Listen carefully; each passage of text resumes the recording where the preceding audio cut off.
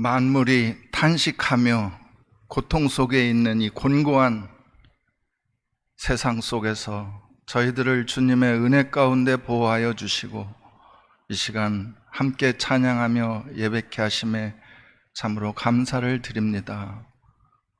주님, 이 땅은 전쟁과 지진과 폭염과 여러 가지 재난 속에 있습니다. 이러한 환난 속에서 저희들을 지켜주시고 세상 풍조에 밀려 살아가는 저희들이 되지 않게 하시고 날마다 주의 말씀을 쫓아 깨어있는 삶으로 살아가는 저희들이 되게 하여 주시옵소서. 우리에게 인내가 필요하다 하셨습니다. 보이는 소망은 소망이 아니라 하셨습니다. 보이지 않는 것을 바라면 참음으로 기다릴지니라 하셨습니다. 우리 성도들 인내를 온전케 하사 주님의 영광된 그날을 바라보며 이 고통 속에 있는 세상을 담대히 주님의 믿음을 쫓아 살아가는 저희들이 되게 하여 주시옵소서. 오늘도 함께 살펴보는 모든 말씀 속에 함께 위로받게 하시고 또한 그 능력의 힘으로 우리의 남은 시간들을 영광스럽게 채워갈 수 있는 귀한 힘이 되게 하여 주시옵소서. 이 시간 우리 주님을 온전히 의지하오며 우리 주 예수 그리스도의 이름으로 기도합니다. 아멘. 더위에 얼마나 고생이 많으십니까? 근데 우리가 당하는 이 폭염은 다른 나라에 비하면 조금 약한 것 같아요. 이웃 일본이라든지 유럽에 보면은 너무나 그 상황이 40도 이상을 계속 그렇게 폭염이 계속되고 또 더군다나 산불이 그렇게 많이 나잖아요. 그 더운 날씨에 또한 세계 곳곳에 그냥 산불로 매일 그냥 그런 걸 우리가 뉴스로 보게 됩니다. 산불이 왜 날까 그런 생각이 우리가 좀 해보면은 그건 아마 지구가 몸부림치는 것 같아요. 몸부림치는 것. 자정 능력일 수도 있죠, 그죠? 연기를 피워서 햇빛을 조금 덜 쬐우게 하는 그런 지구의 자정 능력일 수도 있을 것 같아요. 여하튼 우리가 당하는 그 모든 것들이 지금까지 살아온 우리의 삶 속에서 겪어보지 못한 여러 가지 일들이 우리에게 닥칠 수 있음을 우리는 각오를 하고 살아야 할 것 같습니다. 그래서 오늘 말씀은 누가복음 18장 우리의 간절한 기도가 왜 필요하고 그 내용이 무엇이어야 되는가를 말씀하신 것 같습니다. 누가복음 18장 신약 126페이지입니다. 제가 읽고 마지막 8절만 함께 읽겠습니다. 항상 기도하고 낭망치 말아야 될 것을 저희에게 비유하여 가라사대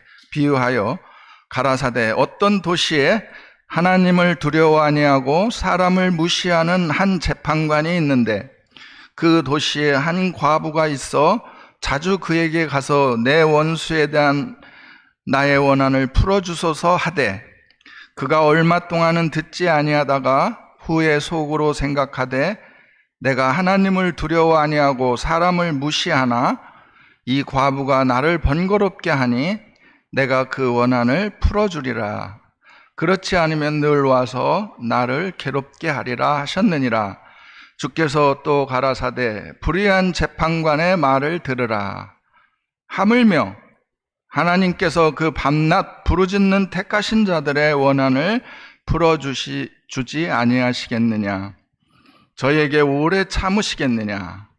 내가 너희에게 이르노니 속히 그 원한을 풀어주시리라. 그러나 인자가 올 때 세상에서 믿음을 보겠느냐 하시니라. 인자가 올 때 세상에서 믿음을 보겠느냐. 이 말씀은 앞에 불의한 재판관에게 자기의 원한을 풀어달라고 매달리는 그 과부의 그 간청함, 그런 거와 같이 하나님께 주의 나라가 임하기를 이렇게 간절히 매일매일 쉬지 않고 그 주님의 나라가 임하기를 간절히 기도하는 그 믿음의 상태를 가진 그 믿음을 가진 자들이 있겠느냐, 이런 의미인 것 같습니다. 이 말씀을 왜 하셨느냐? 이것은 17장의 말씀과 연결을 지어야 될 것 같아요. 그 17장의 내용을 보면은 예수님이 인자가 다시 오는 날, 즉 예수님께서 다시 재림하시는 그날에 대해서 말씀을 하셨어요. 우리가 너무 잘 아는 내용이기 때문에 누가복음 17장을 한번 집에 가셔서 다시 한번 이렇게 묵상해 보시기 바랍니다. 그 마지막 부분을 한번 살펴보겠습니다. 누가복음 17장, 다른 복음서에 없는 독특한 이 누가복음에서만 이렇게 말씀하신 것이 있습니다. 34절에 보면은 내가 너희에게 이르노니 그 밤에 두 남자가 한 자리에 누워 있음에 하나는 데려감을 당하고 하나는 버려둠을 당할 것이요 두 여자가 함께 매를 갈고 있음에 하나는 데려감을 당하고 하나는 버려둠을 당할 것이니라. 이 말씀을 이제 다르게 해석하는 부분도 있는데, 이건 분명히 예수님께서 예수님의 재림의 날에 그리스도인들은 휴거가 될 것이고 그리스도를 알지 못하고 믿지 않는 자들은 땅에 남아있는 그것을 말씀하신 것이 분명한 것 같습니다. 마지막 절 37절에 저희가 대답하여 가로되 주여 어디 오니까? 주님의 이 영광된 재림의 날이 언제 일어납니까? 이렇게 질문을 하지 않고 어디 옵니까? 어디를 보면 그날이 가까운 것을 알 수 있겠습니까? 어떤 그런 의도인 것 같습니다. 그럴 때 예수께서 가라사대 죽음 있는 곳에는 독수리가 모이느니라 하시니라. 여러 가지 주석들을 살펴보면 이 말씀을 그렇게 그냥 보편적으로 해석을 하고 있습니다. 때가 되면 일어날 것이다. 이런 일이 일어나면 당연히 그날이 올 것이다. 죽음이 있는 곳에는 독수리가 당연히 모이는 거다. 이런 의도로 이렇게 해석을 하는데, 저는 적극적으로 이 말씀을 좀 더 해석하고 싶어요. 이 누가복음에만 있어, 이 말씀이. 주여 어디 오니까? 그 장소, 어떤 증거, 그것을 알 수 있는 그 처소, 그것을 어떻게 우리가 알 수 있겠습니까? 라는 질문 속에 죽음이 있는 곳에 독수리들이 모일 것이다. 저는 이거 에스겔 39장을 한번 보십시다. 구약 1214페이지입니다.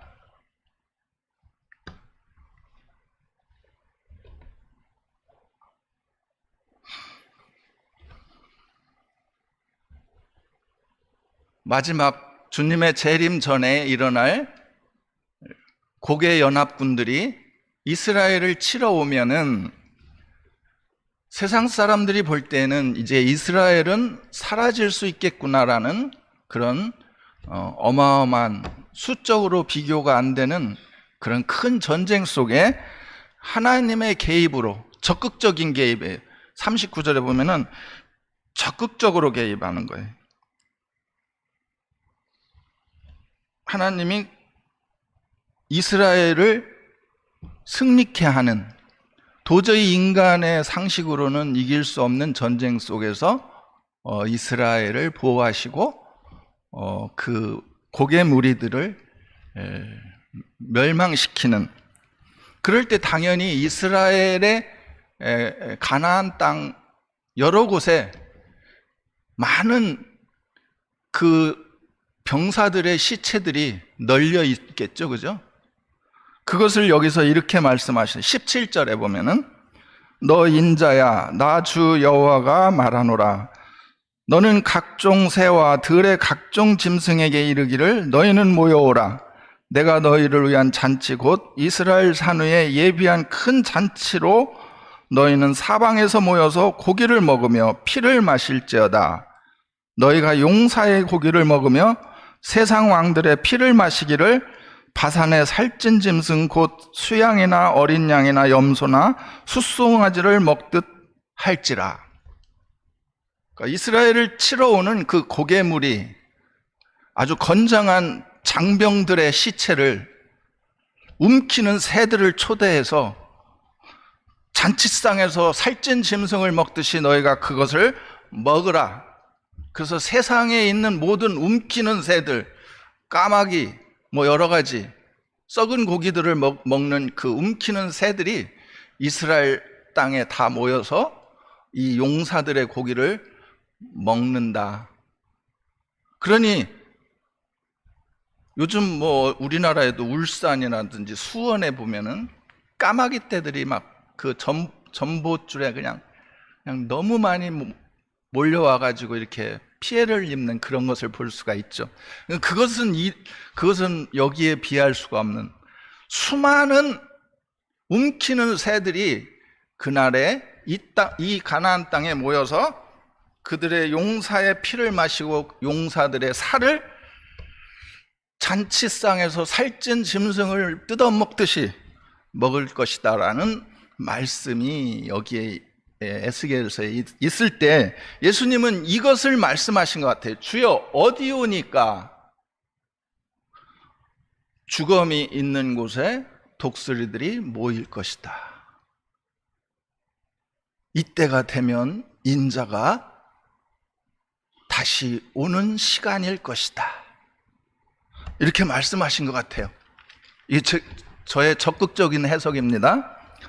그래 놓고서 이 18장의 얘기를 하는 거예요. 너희는 항상 낭망하지 말고 그 소망을 바라보며 쉬지 말고 기도해야 될 것이다. 어떻게? 어떤 가난한 과부가 자기의 원통함을 풀어달라고 그 재판장에 매달리는 그 간절함과 같이 너희들은 매일매일의 삶 속에서 이 주의 나라가 빨리 임하기를 간구해야 될 것이다. 그래서 주님께서 그런 말을 하잖아요. 여기에 5절에 보면은 이 과부가 나를 번거롭게 하니 내가 그 원한을 풀어주리라. 그렇지 않으면 늘 와서 나를 괴롭게 하리라 하였느니라. 주께서 또 가라사대 이 불의한 재판관의 말한 것을 들으라. 이 불의한 재판관도 이렇게 자기에게 아무 이득도 없는 그 과부의 원한을 왜 풀어줬느냐? 이 과부가 그 원한을 풀어달라고 매일매일 그 재판관을 찾아와 그 간청하는 그것 때문에 이 불의한 재판관조차도 그 과부의 원한을 풀어줬지 아니하느냐. 그런데 하물며 사랑하는 하나님의 자녀들의 택하신 자들의 그 간청함을 하나님께서 풀어주지 않겠느냐. 그러나 내가 다시 올 때 그렇게 간청한 기도를 행하는 믿음의 삶을 사는 자들이 많이 있겠느냐? 그렇지 않다는 거죠. 그래서 요즘 이렇게 만나면은 어떤 형제들은 아이고 형제님 주님 언제 오셔요? 왜 이렇게 살기가 힘든데 주님 빨리 안 오셔요? 우리 삶이 그렇죠, 그죠? 이런 마음은 다 갖고 있을 거예요, 그죠?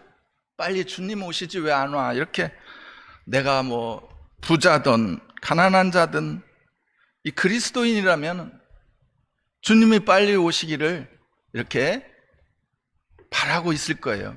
그러나 그런 상태에서는 하나님의 이 원한을 풀어주는, 속히 풀어주는 이 일들을 앞당길 수가 없어요.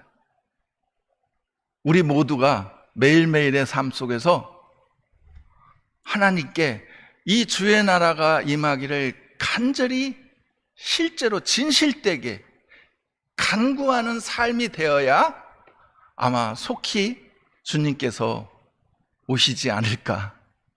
그것을 우리가 한번 구약에서 그 일을 한번 찾아봅시다. 아까 찾아본 에스겔 그 앞장 36장을 보겠습니다.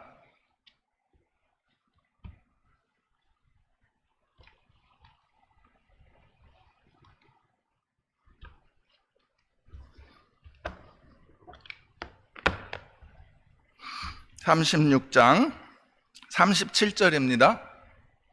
그 앞의 내용은 2000년 동안 자기들을 구원하러 오신 예수 그리스도를 외형적인 판단에 의하여 무시하고 그 허름한 행색과 흠모할 만한 것이 없는 그 한 인간으로 보고 얕잡아 보고 처절히 십자가에 못 박아 놓고서 빌라도가 볼 때 그는 너무나 힘이 없고 가엾고 어떤 악한 것을 찾아볼 수 없는 존재이기에 나는 그가 죄가 없다, 죄가 없는 줄 아노라. 그래도 계속 죽여달라고 하니까 이 죄를 누구에게 돌리랴? 이 책임을 누가 지겠느냐? 나는 죄 없어서 풀어주려고 하는데 너희들이 죽여달라고 하니까 이 책임을 누가 지겠느냐? 우리와 우리 자손에게 돌리라는 그 말과 함께 이스라엘 백성은 다시 2000년 동안 나라 없이 열방에 흩어져 그 모진 고난과 환난을 당하고 나서 마지막 2차 세계대전 히틀러에 의하여 600만 명이 살해되는 민족적 멸절 앞에 이들은 하나님 앞에 울부짖고 탄식하며 자기들의 그 죄를 회개하고 매일매일 그 고토로 돌아가 자기 나라를 다시 회복해 줄 것을 하나님 앞에 탄원하고 기도했던 거예요. 그때 비로소 1948년 독립을 하게 된 거죠. 그 말씀을 여기 37절에 이렇게 해놨어요. 나 여호와가 말하노라.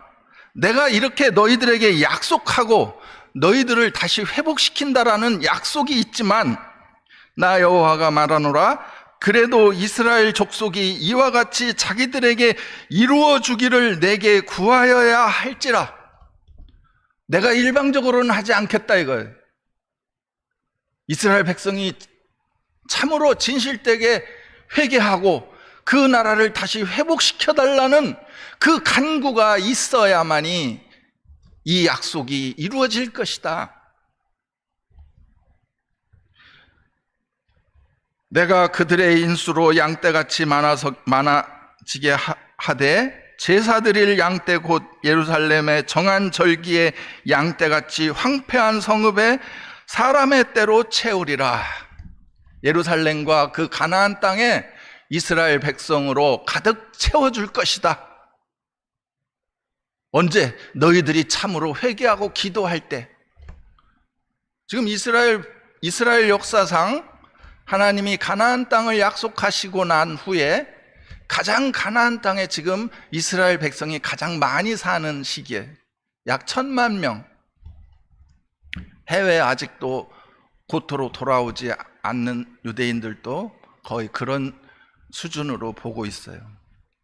신명기에 보면은 내가 너희를 택한 것은 수가 많은 것도 아니고 강한 나라를 선택한 것이 아니라 가장 수가 적은 수백만에 불과한 이스라엘 백성, 이스라엘 나라를 택한 거예요. 왜? 하나님의 능력을 보여주기 위하여. 그런데 그들이 지금 1000만 명 이상이 그 가나안 땅에 산다라는 것은 여기에 말씀하신 것처럼 내가 예루살렘에 정한 절기의 양떼같이 황폐한 성읍의 사람의 때로 채우리라. 이 약속이 이루어진 거죠. 이스라엘 나라가 분명 회복되었고, 이 에스겔 38장에 있는 말씀처럼 그들은 평안히 거하는 중이며 그들을 두렵게 할 대적이 없는 그런 지금 그러한 삶을 살고 있어요. 인구는 적은 나라지만 그 주변 강대국들, 자기네 인구보다 10배 이상 많은 그런 나라를 상대로 해서 전쟁을 일으키고 무차별적으로 폭격을 하고 하는 것을 우리가 볼 수가 있죠. 그들은 왜 그런 자신감을 가지고 그런 전쟁에 임할까요? 스가랴나 스바냐에 보면은 이제 하나님께서 그들을 다시 회복시키신 후에 그들에게는 승리만이 있을 것이다. 왜? 내가 너희와 함께 할 것이다. 이스라엘아, 두려워하지 마라. 내가 너희와 함께 할 것이다. 그래서 이런 말씀들을 네타냐후 총리가 유엔 연설에 인용하면서 연설을 해요. 이제 이스라엘은 패배가 없을 것이다. 왜? 하나님이 함께 하시기 때문에. 우리는 그런 시대를 목도하고 있어요. 그런데 여기에서 하나님께서 뭐라고 말씀하셨어요? 이렇게 약속하는 말씀이 있지만 이스라엘 백성이 나를 향하여 이것을 이루어 주시기를 내게 간구해야 될 것이다. 그 간구가 그들에게 비로소 히틀러 앞에서 600만 명이 살해되면서 처절한 민족의 멸절의 위기 앞에서 그들은 사늘에 사무치는 하나님께 외침과 부르짖음이 있었던 거란 말이에요. 그것은 이 약속 속에 이루어졌던 거예요. 신명기 30장을 우리가 보십시다.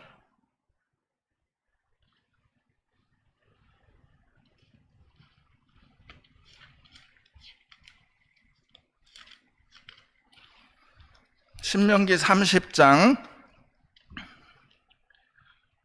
1절로 보겠습니다. 내가 내게 진술한 모든 복과 저주가 내게 임함으로 내가 내 하나님 여호와께 쫓겨간 모든 나라 가운데서 이 일이 마음에 기억이 나거든 너와 내 자손이 내 하나님 여호와께로 돌아와 내가 오늘날 내게 명한 것을 온전히 따라서 마음을 다하고 성품을 다하여 여호와의 말씀을 순종하면 내 하나님 여호와께서 마음을 돌이키시고 너를 긍휼히 여기사 내 포로를 돌리시되 내 하나님 여호와께서 너를 흩으신 그 모든 백성 중에서 너를 모으시리니 너의 쫓겨난 자들이 하늘가에 있을지라도 내 하나님 여호와께서 거기서 너를 모으실 것이며 거기서부터 너를 이끄실 것이라. 이 약속 속에 이스라엘 백성들이 하나님의 약속을 믿고 간구하며 하늘에 사무치는 기도 속에 그들은 나라를 회복했던 거예요. 그것은 이사야서 66장에 있는 말씀처럼 어느 나라가 하루아침에 생길 것이며, 그러나 이스라엘의 나라의 회복은 그 말씀처럼 하루에 생긴 거예요. 하루 만에 나라를 세웠어요. 그들은. 왜? 그들은 그만큼 간절했고 하나님 앞에 처절히 자기들의 잘못된 하나님 앞에 불순종의 삶을 뉘우쳤고 하나님의 그 약속, 그 말씀을 기억하고 그들이 하나님 앞에 부르짖던 거예요. 그래서 어느 민족이 어찌 순식간에 그 나라를 세울 수 있겠느냐? 이렇게 그들의 기도와 간구가 무엇을 통해서 나타났어요? 고난과 더 이상 물러설 수 없는 처절한 고통 속에 그들의 기도가 있었던 거죠. 오늘 이 시대를 살아가는 여러분들은 아까 말씀드린 대로 이 살기 고통스럽고 힘든 이 세상에서 빨리 주님의 나라가 오기를, 그 이스라엘 백성이 하나님 앞에 하늘에 사무치듯 그 원한을 풀어달라는 그 기도와 같이 우리가 매일매일의 삶에서 그 기도를 우리는 하나님 앞에 드리고 있는가? 쉬지 말고 기도하라. 어떻게 쉬지 말고 기도할 수 있어요? 그러나 우리 그리스도인은 쉬지 말고 기도할 수 있다는 거예요. 그 기도는 우리의 삶 전체가 기도가 돼야 되는 거죠. 왜? 어디를 가나? 누구를 만나나? 이 세상에 어떤 일을 하나? 이 세상에서는 소망을 둘 수 없고 너희의 소망을 하나님께 두게 하려 함이다라는 우리의 오직 소망은 하나님께 있기에 빨리 이 썩어질 이 세상을 벗어나서 저 영광된 하늘에 속한 자로서의 그 영광을 누리기를 우리는 간절히 자나깨나 자는 시간에도 꿈속에서도 오직 우리 주님이 나타나기를 간구하는 그런 기도가 필요하다는 거예요.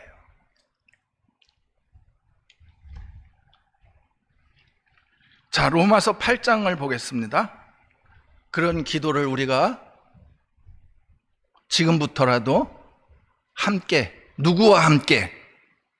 이 만물과 함께, 이 만물, 하나님이 창조하신 이 지구와 온 우주와 이 만물 속에서 우리도 같이 하나님 앞에 그런 간절한 기도, 내가 올 때 과연 믿음을 보겠느냐라는 주님의 그 말씀을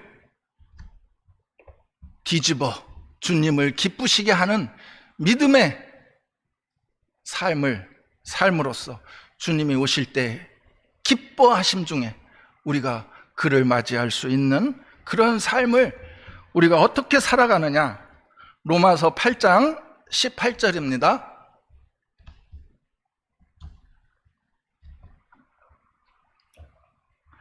생각건대 현재의 고난은 장차 우리에게 나타날 영광과 좋게 비교할 수 없도다. 피조물이 고대하는 바는 하나님의 아들들에 나타나는 것이니 피조물이 허무한데 굴복하는 것은 자기 뜻이 아니요 오직 굴복해 하시는 이로 말미암음이니라. 현재의 고난은 장차 우리에게 나타날 영광과 좋게 비교할 수 없다. 요즘 이걸 더 느끼는 것 같아요. 작년하고 또 달라요. 에어컨을 틀면 춥고 몸이 이상하고 또 나와서 나오면 덥고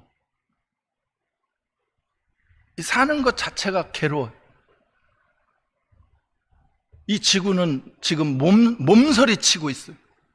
처처의 지진과 기근과 산불과 45도, 40도를 오르내리는 뜨거운 폭염과 갑자기 막 이 중국 같은 데는 날씨가 막 변화무쌍해서 막 그냥 아파트 유리창까지 다 날려보내고 사람이 날아가고 막 애가 침대에 누워있는 애가 그냥 같이 날아가고 막 이런 기후 변화를 우리가 목도하는 거죠. 이거는 지구가 지금 몸서리치는 거예요. 여기 있는 것처럼 피조물이 지금 고통하며 함께 탄식하고 있는 거예요. 그들이 지금 하나님을 향하여 탄식하며 왜 부르짖고 있어요. 이 우주 만물이 창조주 하나님 앞에 주여 빨리 당신의 자녀들이 나타나게 하옵소서. 여기에 그 내용이에요. 20절 피조물이 허무한데 굴복하는 것은 자기 뜻이 아니요 오직 굴복해 하시는 이로 말미암음이라. 그 바라는 것은 피조물도 썩어짐의 종로로 탄 데서 해방되어 하나님의 자녀들의 영광의 자유에 이르는 것이니라. 우리나라는 지금 하나님의 은혜 가운데 보호하심에 있는 것 같아요. 제가 지난주에 진주를 가면서 고속도로를 달리면서 우리가 왜 이렇게 좋은 나라에 태어났지? 우리나라 같이 이렇게 녹음이 짙은 정글이 울창한 도심에서 몇 발자국만 가면 이 숲이 우거진 산들로 꽉 차 있는 이 나라. 그렇기 때문에 더워도 저 유럽과 같이, 저런 일본이나 저런 다른 대륙과 같이 그런 극한의 고통이 찾아오지 않는 것 같아요. 왜? 보문산에 올라가 보면은 저녁에는 그 숲에서 시원한 바람이 나와요. 뜨거운 바람을 식혀줘요. 이런 자정 능력이 우리 국토 안에서는 이루어지기 때문에 우리에게는 그런 고통스러운 40도 이상 50도 가까운 이런 온도가 아직은 안 올라가지 않나, 그런 생각이 들더라고요. 왜 그렇겠어요? 우리가 있기 때문에. 우리예요, 우리 대전 생명교회, 좀 넓혀서는 우리 교단의 성도들, 적은 수지만 하나님께서 아직 찬란하고도 귀중하게 여기는 이 거룩한 하나님의 자녀가 이 땅에 아직 머물러 있기 때문에 우리를 보호하고 계시다. 우리에게는 그렇게 고통스러운 그런 고난이 아직은 찾아오지 않는 것 같아요. 일부분 봐봐요.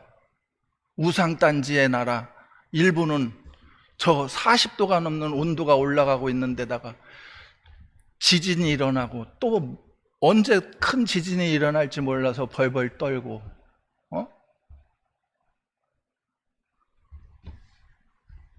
그 얼마나 심란하겠어요. 그죠? 그런 상태에서 이 지구가 지금 피조물이 다 함께 고통하고 있는 거예요. 그런데 고통이, 이들은 하나님 앞에 간구하는 거예요. 빨리 하나님의 나라, 하나님이 계획하신 그 하나님의 자녀들이 공중들림마다 그들이 영광 중에 나타나기를 피조물이 간절히 하나님 앞에 바라면서 기도하고 있다라는 거예요. 탄식하고 그 고통 속에 있지만 무엇을 이들이 기다리느냐? 19절 정신 차리고 한번 보십시다. 피조물이 고대하는 바는 하나님의 아들들이 나타나는 것이니 피조물이 허무한데 굴복하는 것은 자기 뜻이 아니요 오직 굴복해 하시는 이로 말미암음이라. 우리보다 이 지구와 만물들이 하나님 앞에 더 울부짖고 탄식하고 있어요. 하나님의 아들들이 나타나기를. 그런데 하나님이 이들에게 조금만 참아, 더 참아, 조금 참아, 이렇게 이 시편 19편의 말씀처럼 언어가 없고 들리는 소리는 없으나 그 하나님의 말씀이 온 우주 만물에 다 그들에게 전해져서 그들은 그 하나님의 말씀에 순종하고 있는 거예요. 오직 인간만이 하나님의 음성을 못 듣고, 아니 들을 수 있음에도 불구하고 그 기가 막혀서 하나님에게 순종하지 않는 이 현실 속에서 만물들이 우리를 위하여 탄원하고 기도하고 있다는 사실을 여러분들이 알아야 되는 거예요. 그러면 우리가 거기에 동참해야 되겠죠. 그죠? 우리를 위하여 그들이 간구하고 있는데, 22절 피조물이 다 이제까지 함께 탄식하며 함께 고통하는 것을 우리가 아나니 이뿐 아니라 또한 우리 곧 성령의 처음 익은 열매를 받은 우리까지도 속으로 탄식하여 양자될 것 곧 우리 몸의 구속을 기다리느니라. 성령의 처음 익은 열매, 이게 무슨 뜻인 거예요? 이것은 성령을 보증으로 우리에게 주셨다. 아파트 살 때 계약금을 일부를 미리 주는 것처럼 성령을 우리에게 처음 익은 열매, 이스라엘 백성이 하나님 앞에 초실절 처음 그 연근 밭에서 일찍 연근 곡식을 추수해서 한 단을 하나님 앞에 미리 바치는 거예요. 그런 것처럼 우리는 예수 그리스도의 십자가라는 그 능력을 맛본 자들이란 말이에요. 그래서 그것으로 말미암아 죄 사함을 얻고 우리 영혼이 구원받아 하나님의 영광의 나라를 바라보는 이 성령의 역사를 우리는 맛보고 있는 자들이란 말이에요. 처음 익은 열매, 밭의 수많은 곡식 중에 일부의 열매를 먼저 먹듯이 우리에게 하나님은 그 영광의 나라를 바라볼 수 있게끔 우리에게 보증으로 성령을 주신 거예요. 그래서 그 나라가 임해서 우리가 정말 그 나라에 가면은 이 처음 익은 열매를 맛본 것보다 더 표현할 수 없는 그 영광의 기업이 우리에게 기다리고 있다는 사실이에요. 그래서 이 성령의 처음 익은 열매, 예수 그리스도의 십자가를 은혜를 맛본 우리까지도 날마다 이 세상을 떠나 그 하나님의 영광의 나라로 가는 것을 기다린다. 간절히 기다린다. 그래서 형제님 왜 이렇게 예수님 왜 안 와요? 언제 와요? 이런 정도의 삶이 아니라 이제 실제 우리의 삶이 하나님 앞에 간구와 하늘에 사무치는 그 기도가 우리에게 있어야 된다라는 거예요. 그 기도가 어떻게 이루어지느냐? 26절 이와 같이 이렇게 써 있잖아요. 이와 같이 이렇게 성령의 처음 익은 열매를 받은 우리가 이 육신의 구원을 기다림과 그 피조물들이 우리가 나타나기를 간구하는 것과 같이 우리 속에 성령이 그 기도를 우리에게 이루게 하신다. 이와 같이 성령도 우리의 연약함을 도우시나니 우리가 마땅히 빌 바를 알지 못하나 오직 성령이 말할 수 없는 탄식으로 우리를 위하여 친히 간구하시느니라. 만물이 함께 고통하며 하나님 앞에 우리가 나타나기를 간구하는 그 기도에 성령이 친히 우리 속에 계셔서 우리가 하지 못하는 기도를 성령이 이루고 계시다. 마음을 감찰하시는 이가 성령의 생각을 아시나니 이는 성령이 하나님의 뜻대로 성도를 위하여 간구하심이라. 그렇기 때문에 우리의 기도는 쉬지 말고 기도하라는 그 기도가 맞는 거예요. 내가 자고 있을 때에도 내가 우리 안에 있는 성령이 친히 그것을 이루는 일들을 지금 하고 계시다. 이게 빌립보서에 있는 말씀이에요. 빌립보서 2장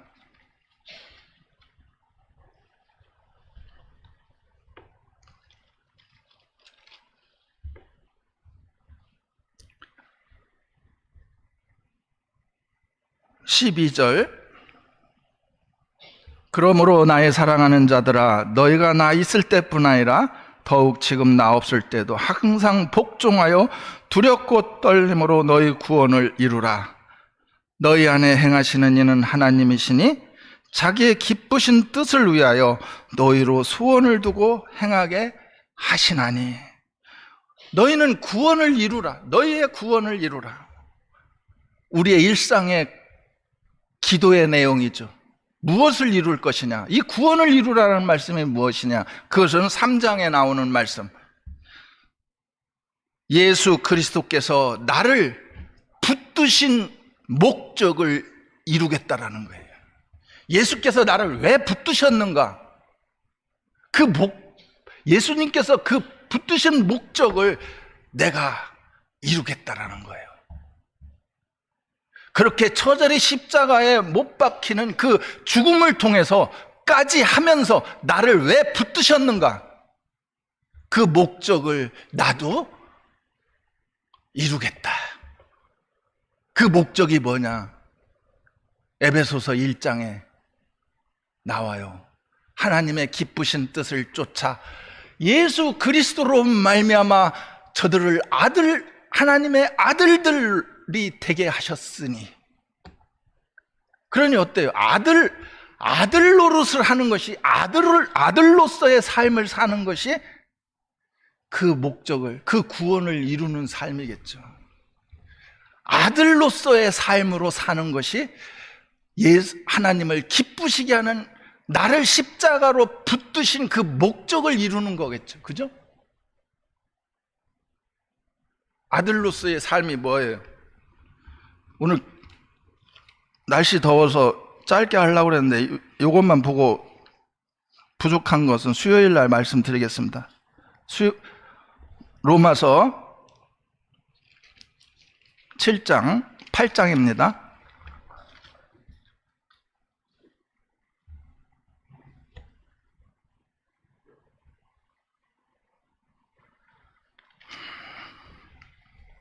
(12절)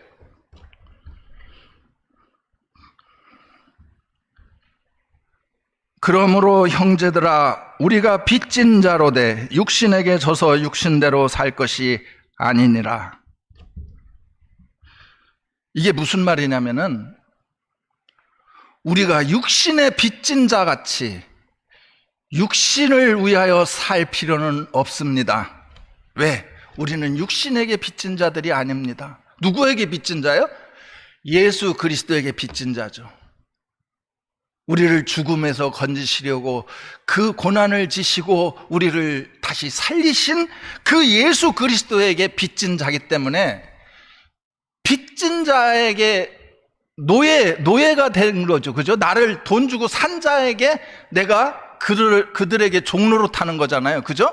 그러니까 이제 내가 육신대로 살아가야 하는 육신의 빚진 종이 아닙니다. 왜? 예수 그리스도께서 그것을 돈 주고 사셨기 때문에, 사단에게 내 영혼을 빼앗겼던 나를, 사단의 종에 있었던 나를 그가 십자가에서 그 핏값을 치르시고 나를 사셨기 때문에, 이제 나는 육신의 빚진 자가 아니라 예수 그리스도에게 빚진 자입니다. 그러므로 여러분들은 이제 육신적인 삶으로 살아갈 수 없는 존재들입니다라는 거예요. 너희가 육신대로 살면 반드시 죽을 것이로되 영으로서 몸의 행실을 죽이면 살리니. 이 성령, 예수 그리스도의 십자가의 은혜를 통하여 내 썩어질 육신의 모든 것들을 처단할 수 있는 자, 예수 그리스도로 말미암아 구원받은 자, 이 땅에 속하지 아니한 자, 하늘에 속한 자, 하늘의 아들이 된 자, 육신대로 살면 반드시 죽을 것이로되 영으로서 몸의 행실을 죽이면 살리니, 무릇 하나님의 영으로 인도함을 받는 그들은 곧 하나님의 아들이라. 하나님의 아들이 누구라고요?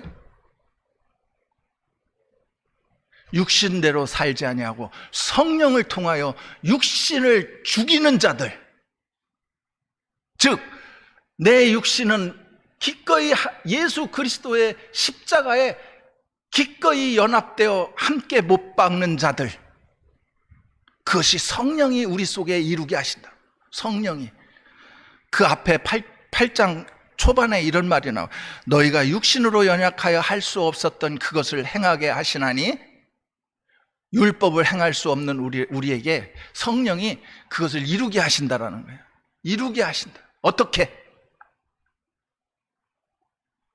이 진리 앞에 서 있는, 이 밝은 태양빛에 서 있는 내 자신을 매일매일 바라봄으로써, 나 같은 이런 존재를 위하여 그 십자가에 지신 예수 그리스도를 바라볼 때, 그 십자가를 지신 예수 그리스도에게 내 자신도 기꺼이, 내 이 썩어질 육신의 모든 것들을 주님의 십자가에 나도 기꺼이 연합된 자로서 처리할 수 있는 존재.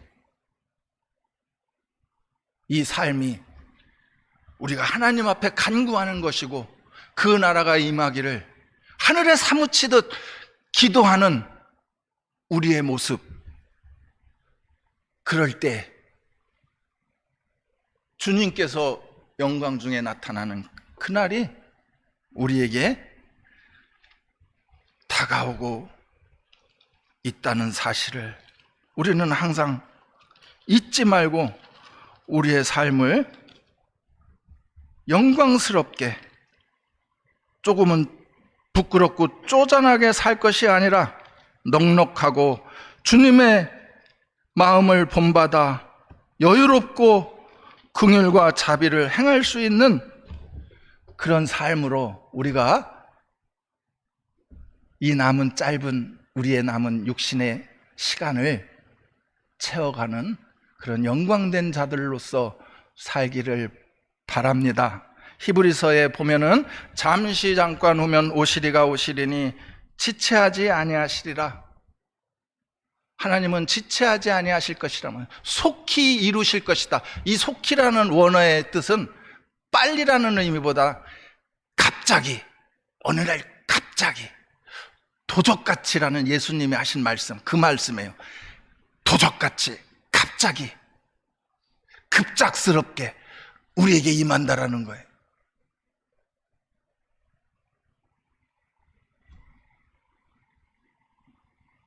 용사들의 시체가 산더미같이 쌓이는 이스라엘 산에 움키는 새들이 모이는 것을 보거든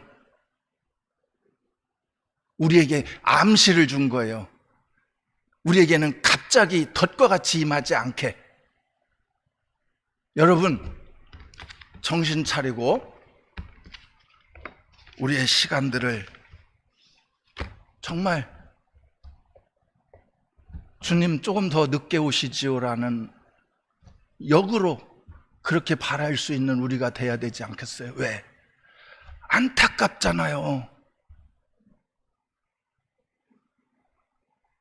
우리는 너무 믿음을 가진 자로서 산다고 하지만 주님의 말대로 내가 올 때 너희들 중에 믿음을 보겠느냐?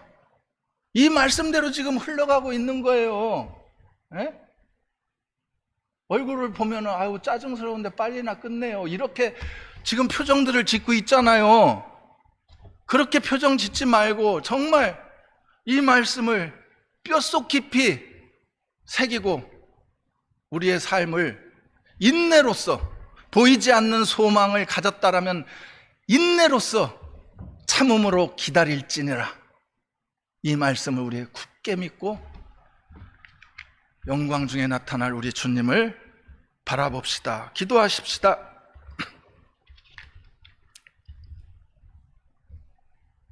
주님, 우리가 살아가는 이 시간, 우주 만물이 고통 속에 있으며 탄식하며 아버지 앞에 간구한다 하셨습니다. 그 기도가 우리의 기도요, 우리도 또한 성령의 그 기도를 우리 마음으로 깨달아 알게 하시고 우리도 성령과 함께 주님 앞에 진실되고 간절한 기도로 우리의 삶을 채워가게 하여 주시옵소서. 뻔히 보이는 그 앞의 일을 알고도 어리석게 세상의 일만 몰두하는 그런 자들이 되지 않게 하시고 깨어있게 하시고 주님의 말씀을 묵상케 하사 주님의 선하신 그 뜻을 깨달아 이해할 수 있는 저희들이 되게 하여 주옵소서. 우리 주님께 나의 모든 삶을, 우리의 모든 삶을 의탁드리오며 우리 주 예수 그리스도의 이름으로 기도합니다. 아멘.